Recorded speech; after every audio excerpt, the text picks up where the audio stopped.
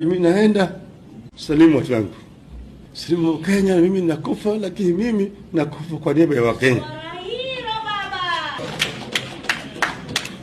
Kwa hivyo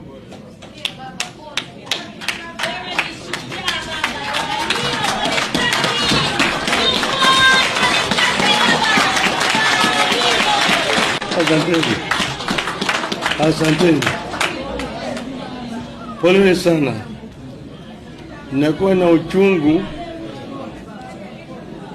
ukikumbuka mtu tulikuwa pamoja, anakuambia kwamba mimi sitakuona tena, anatoka pale anapeleka kule na nyongwa.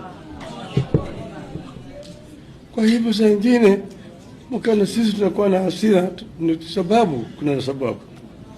Wengine waandishi wa habari hawaelewi, manake wao hawajaona mambo kama yale, lakini hii harakati ya ukombozi imetoka mbali.